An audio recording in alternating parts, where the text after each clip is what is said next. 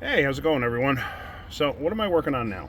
Well, I don't have anything to work on just yet, but I had a lot of questions in regards to that GMC Terrain with the timing chain that came off. I had people asking me, well, how can lack of maintenance cause a chain to stretch? Very simple.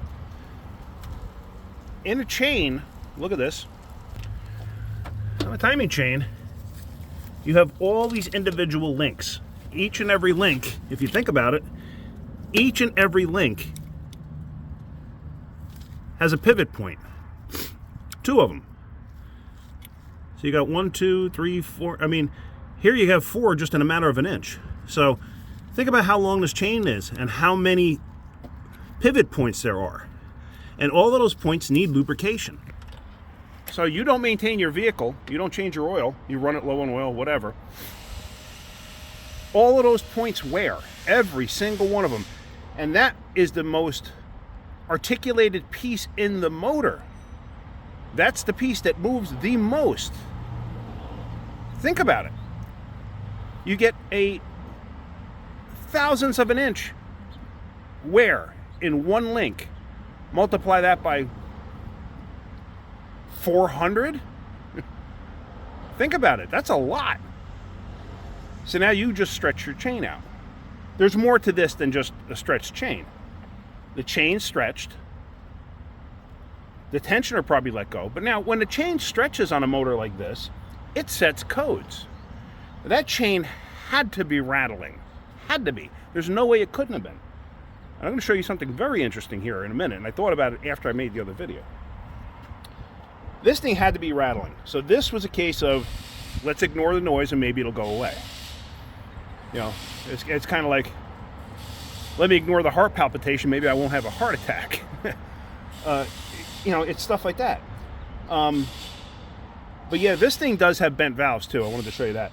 I just went around and I checked a few spots, and sure enough, it's got valves that are hung down. So let me show you that. Actually, let me turn my light on just in case. But I was able to knock a couple of rockers off, as you see right there, and you can notice the valves are down lower than they're supposed to be. The spring is almost completely compressed. See that? So they're down all the way. And you can see the sludge buildup in this motor.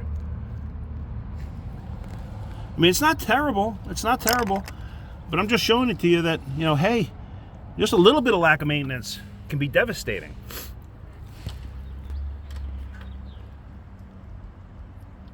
Like I said before, people have asked me, okay, well, the owner's manual tells you 7,500 miles.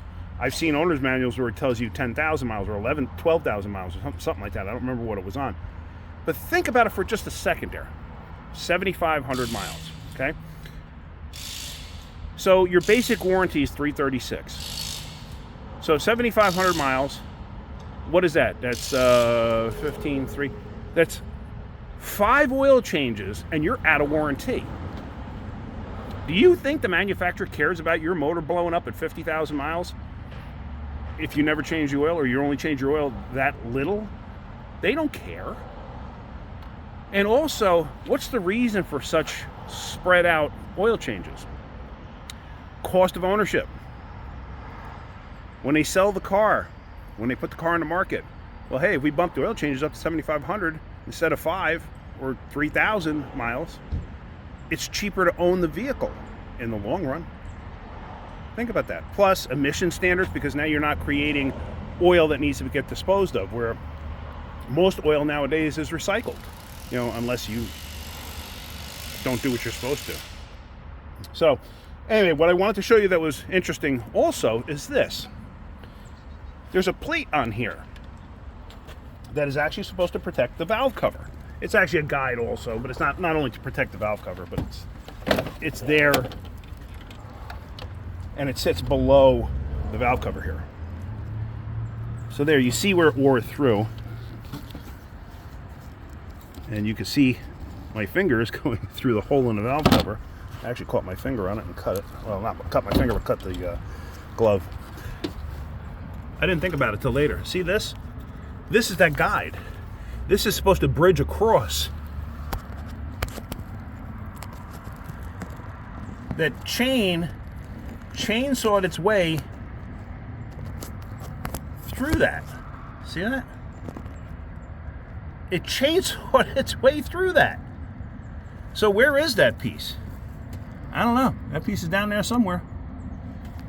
Down inside the motor. And there you can see all the wear marks on that chain. But think about it. You have a roller on a pin and then pivot points. All of that stuff wears out. All of it.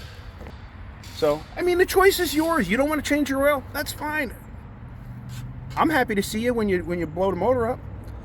So, I would love to take the head off this motor and show you the rest of the damage, but the car is not ours to make that decision. We went as far as the customer wanted us to go. Now we're waiting on a decision from them. What more do they want to do? If they want to fix the vehicle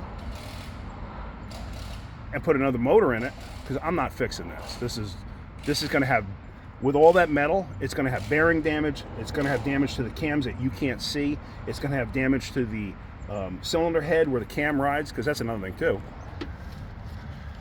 Where the cam rides in the head here, these are all the bearing points. There are no bearings here. It's a machine fit. So this cam cap and the cylinder head, there's no bearing. It is all cylinder head. So any wear is going to be in where that cam sits. So you could put a new cam in there. I'm just trying to get this out of here. You could put a new cam in there and it may not fit correctly. But now look at this. Look at the roller on this. Look how worn that is. And there's play in there too. So look at this. Look how hard. That's supposed to be a rubber gasket. Hard as a rock. So, but yeah, if the customer decides they want to fix this, I'm going to pull the head off this thing because I want to see what the rest of the damage looks like. But like I said, if you don't want to service your vehicle, that's on you. That's fine. To me, oil changes cheap. Motors, not so cheap. But you do you. Anyway, I wanted to show you that. I wanted to show you what happens to the chain and why the chains wear from lack of maintenance.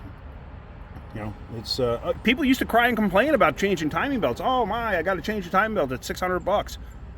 Okay, changing a timing chain, $2,000.